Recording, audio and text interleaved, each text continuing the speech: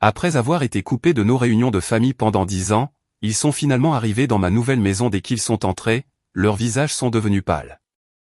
Ce que j'ai dit ensuite, ma vengeance soigneusement planifiée les a laissés sans voix, mais le véritable rebondissement est survenu lorsque j'ai révélé le secret qui a brisé l'image qu'ils avaient de moi et tout ce qu'ils pensaient savoir de notre passé. Et Reddit, c'est une histoire de trahison, la force de s'élever seul est le moment où la boucle est bouclée. Il y a 10 ans, j'étais assis sur le porche de la maison de mon enfance, regardant mes parents et mes frères et sœurs rire intérieurement alors que je n'étais même pas invité au dîner de retrouvailles. Je n'avais rien fait de mal, pas de crime, pas de trahison, pas de drame. Je ne correspondais tout simplement pas à leur version du succès. Alors que mon frère aîné Darren a obtenu un diplôme en droit et que ma petite sœur Naomi était l'enfant prodige qui poursuivait des études de médecine, j'ai choisi quelque chose de différent, je suis devenu charpentier. J'aime le métier, l'odeur de la sueur et la satisfaction de construire quelque chose de mes mains, mais pour eux, j'étais la honte qu'ils évitaient de mentionner lors des réunions de famille. Tout a commencé petit, invitations tardives, anniversaires oubliés, pics subtils à propos de mon potentiel puis un an, ils ont organisé la réunion de famille annuelle sans même me le dire.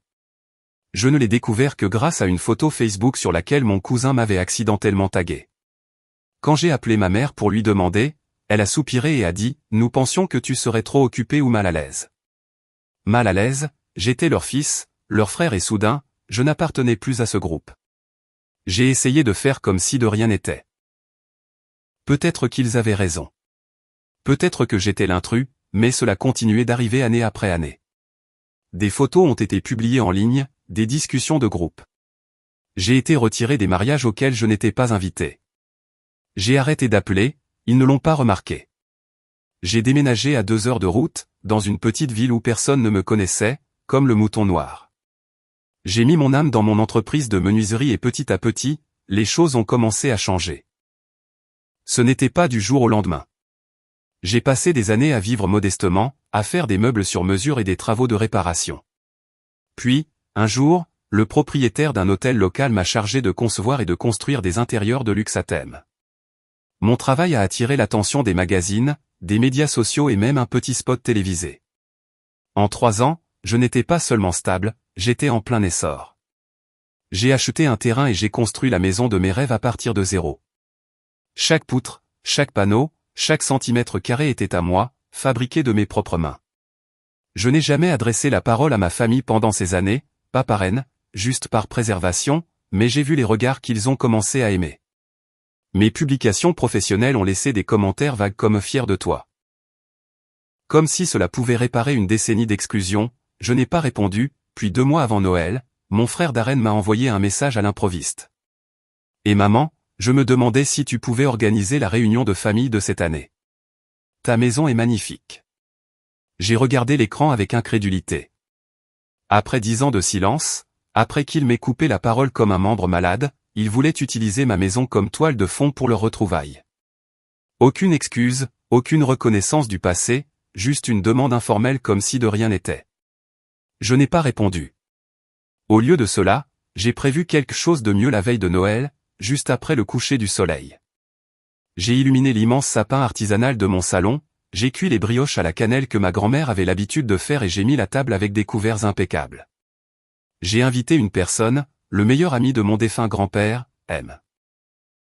Hampton, il était le seul à me traiter comme un membre de la famille, alors que personne d'autre ne le faisait. Nous nous sommes assis, avons mangé et partagé des histoires des décennies passées. C'était calme mais paisible, puis on a frappé à la porte et j'ai ouvert la porte pour voir toute ma famille, mes parents, Darren, Naomi, leurs conjoints et même mes cousins. Debout là avec 4 sourires et un tarte acheté en magasin. Naomi a été la première à parler. « Waouh, ta maison est incroyable !» Darren siffla. « Je ne pensais pas que le commerce du bois était si bon. » Ma mère regarda autour d'elle, ses yeux passant des colonnes artisanales au plancher de chêne poli. « Tu t'en es bien sorti, chérie. Vraiment, on pensait qu'on pourrait peut-être tous passer la soirée ici ensemble comme au bon vieux temps. » Je n'ai pas bronché, il n'y avait pas de bon vieux temps pour moi. Souviens-toi que je n'ai jamais été invité. Mon père s'est éclairci la gorge. Ne nous attardons pas sur le passé ce soir, c'est une question de famille. Je me suis écarté, les laissant entrevoir la chaleur du salon. Le feu douillait les rires entre moi et M.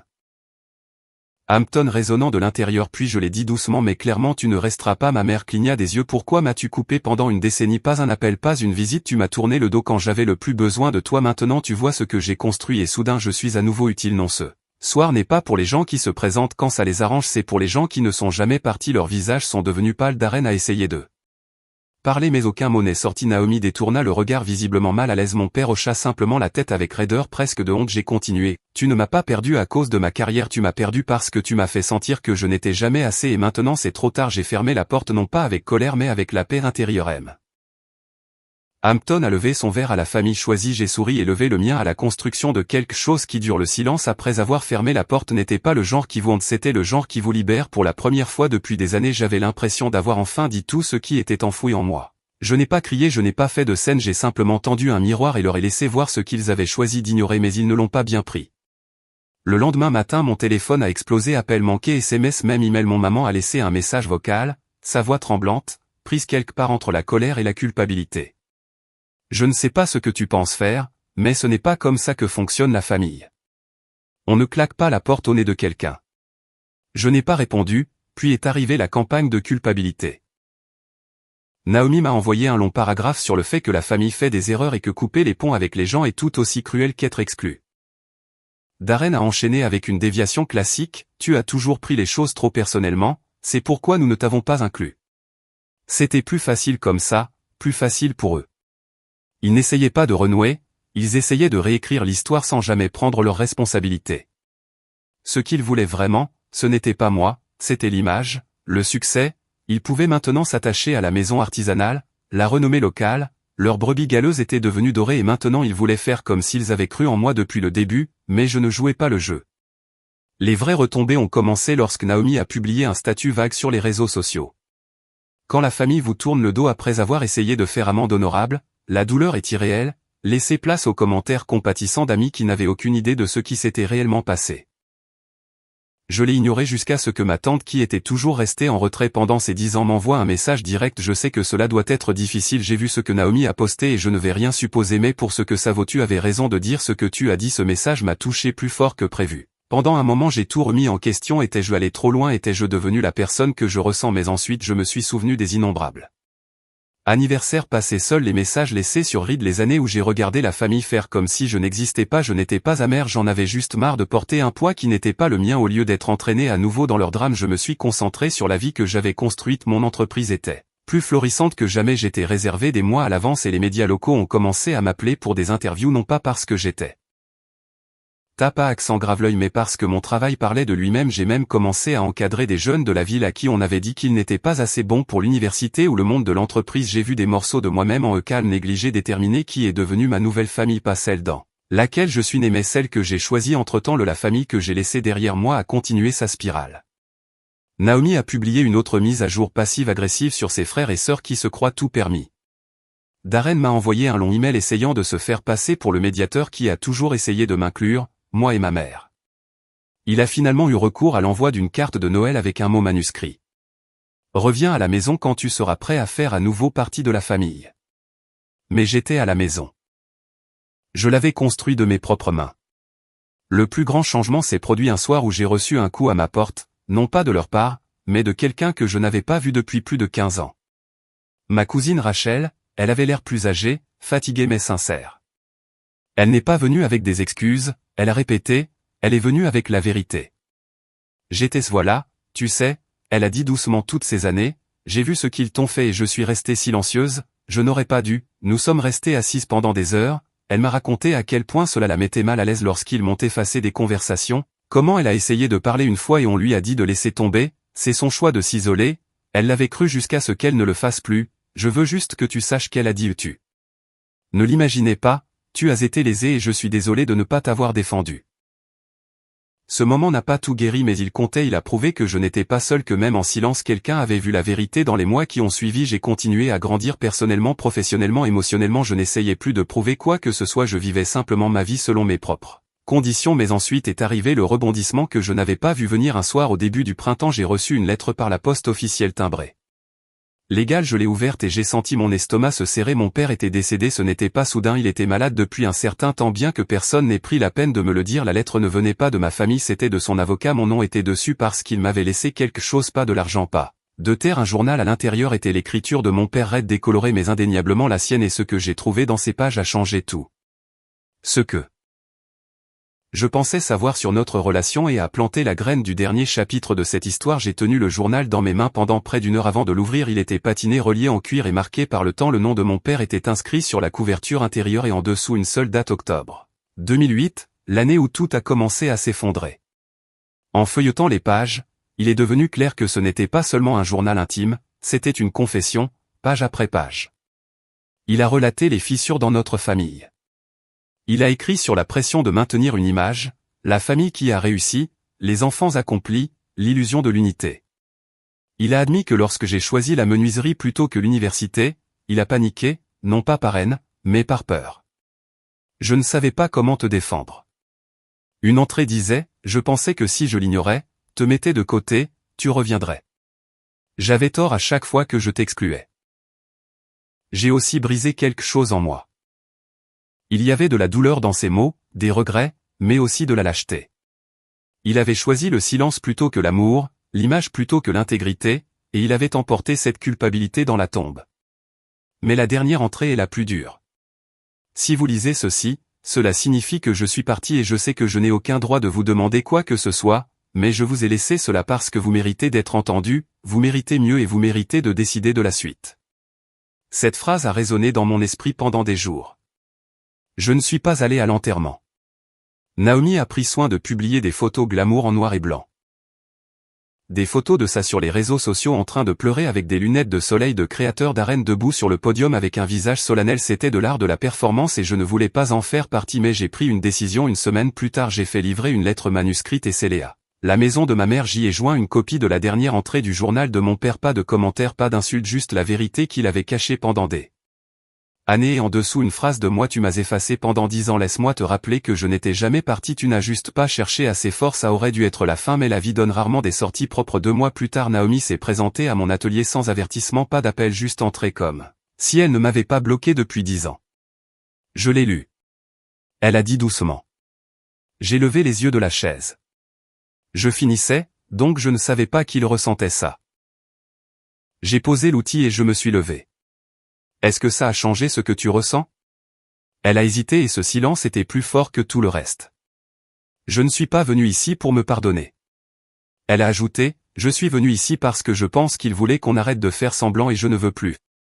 Tu as le droit de me détester, mais je ne suis pas là pour réécrire quoi que ce soit. Je veux juste dire la vérité. Et elle l'a fait. Elle m'a parlé de la jalousie, de la façon dont je semblais libre quand ils se sentaient prisonniers des attentes.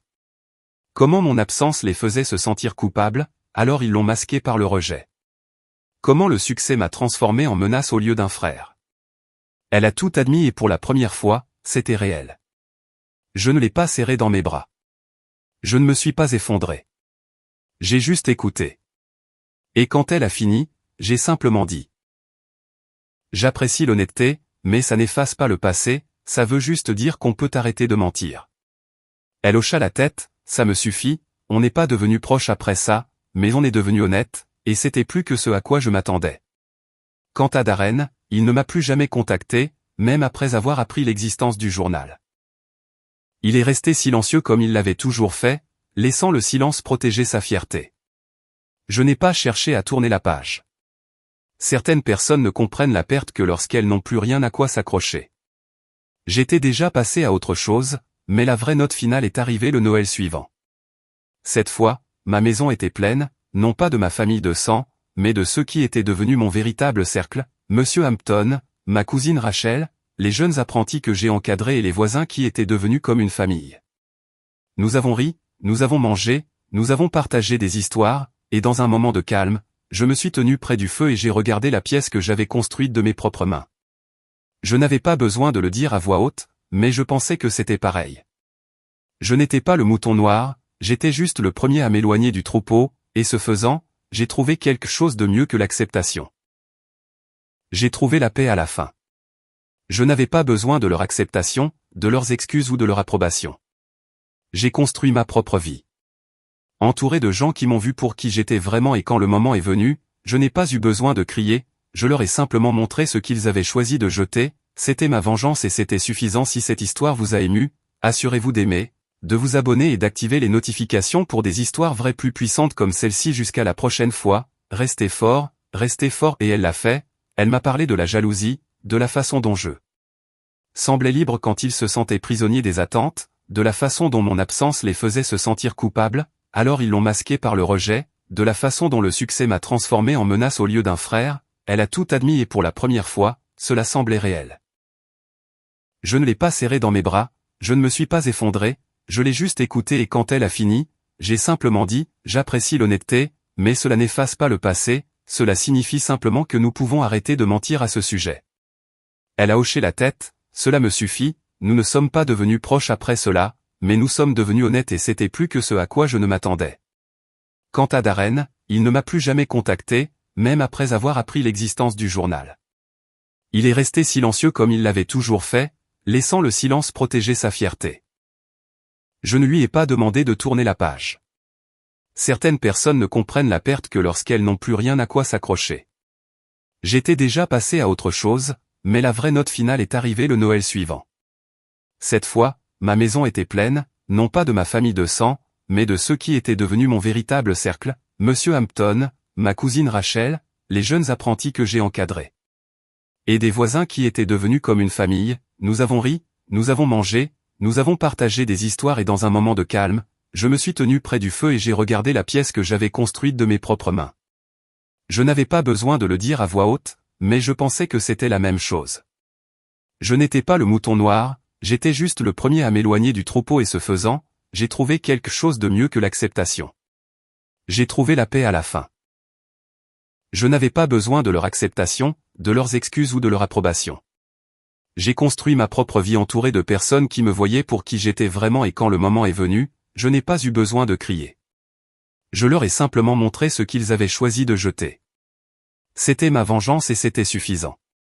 Si cette histoire vous a ému, assurez-vous d'aimer, de vous abonner et d'activer les notifications pour plus d'histoires vraies puissantes comme celle-ci. Jusqu'à la prochaine fois, restez fort. Restez fort. Et elle l'a fait, elle m'a parlé de la jalousie, de la façon dont je semblais libre quand ils se sentaient prisonniers des attentes, de la façon dont mon absence les faisait se sentir coupables, alors ils l'ont masqué par le rejet, de la façon dont le succès m'a transformé en menace au lieu d'un frère. Elle a tout admis et pour la première fois, cela semblait réel.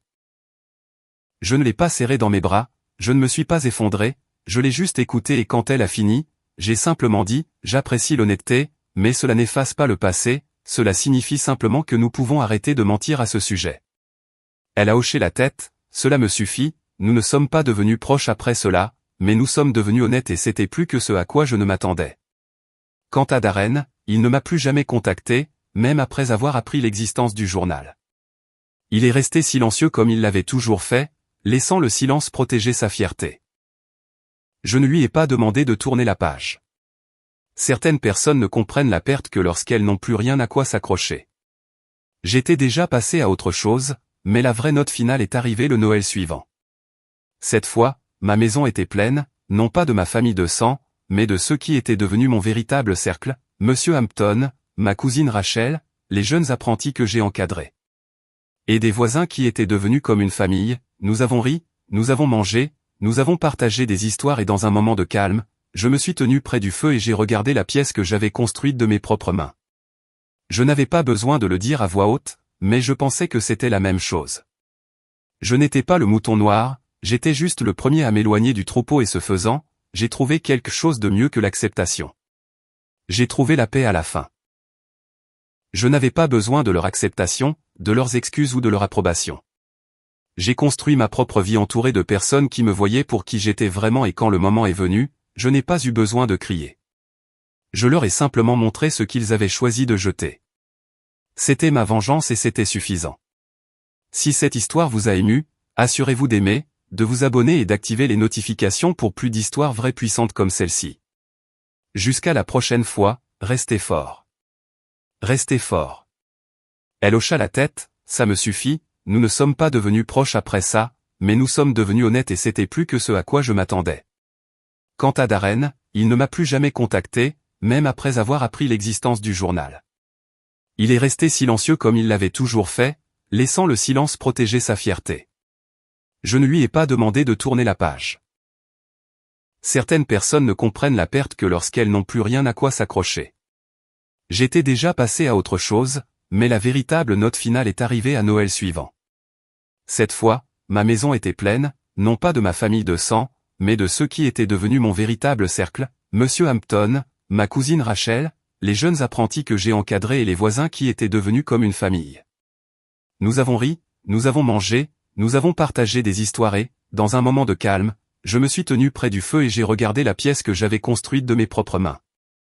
Je n'avais pas besoin de le dire à voix haute, mais je pensais que c'était la même chose. Je n'étais pas le mouton noir, j'étais juste le premier à m'éloigner du troupeau et ce faisant, j'ai trouvé quelque chose de mieux que l'acceptation. J'ai trouvé la paix à la fin. Je n'avais pas besoin de leur acceptation, de leurs excuses ou de leur approbation. J'ai construit la mienne. La vie entourée de gens qui m'ont vu pour qui j'étais vraiment et quand le moment est venu je n'ai pas eu besoin de crier, je leur ai simplement montré ce qu'ils avaient choisi de jeter, c'était ma vengeance et c'était suffisant. Si cette histoire vous a ému, assurez-vous d'aimer, abonnez-vous et activez les notifications pour plus d'histoires vraies puissantes comme celle-ci. Jusqu'à la prochaine fois, restez fort, restez, et elle hocha la tête, ça me suffit, nous ne sommes pas devenus proches après ça. Mais nous sommes devenus honnêtes et c'était plus que ce à quoi je m'attendais. Quant à Darren, il ne m'a plus jamais contacté, même après avoir appris l'existence du journal. Il est resté silencieux comme il l'avait toujours fait, laissant le silence protéger sa fierté. Je ne lui ai pas demandé de tourner la page. Certaines personnes ne comprennent la perte que lorsqu'elles n'ont plus rien à quoi s'accrocher. J'étais déjà passé à autre chose, mais la véritable note finale est arrivée à Noël suivant. Cette fois, ma maison était pleine, non pas de ma famille de sang, mais de ceux qui étaient devenus mon véritable cercle, Monsieur Hampton, ma cousine Rachel, les jeunes apprentis que j'ai encadrés et les voisins qui étaient devenus comme une famille. Nous avons ri, nous avons mangé, nous avons partagé des histoires et, dans un moment de calme, je me suis tenu près du feu et j'ai regardé la pièce que j'avais construite de mes propres mains. Je n'avais pas besoin de le dire à voix haute, mais je pensais que c'était la même chose. Je n'étais pas le mouton noir, j'étais juste le premier à m'éloigner du troupeau et ce faisant, j'ai trouvé quelque chose de mieux que l'acceptation. J'ai trouvé la paix à la fin. Je n'avais pas besoin de leur acceptation, de leurs excuses ou de leur approbation. J'ai construit la mienne. La vie entourée de gens qui m'ont vu pour qui j'étais vraiment et quand le moment est venu je n'ai pas eu besoin de crier, je leur ai simplement montré ce qu'ils avaient choisi de jeter, c'était ma vengeance et c'était suffisant. Si cette histoire vous a ému, assurez-vous d'aimer, abonnez-vous et activez les notifications pour plus d'histoires vraies puissantes comme celle-ci. Jusqu'à la prochaine fois, restez fort, restez.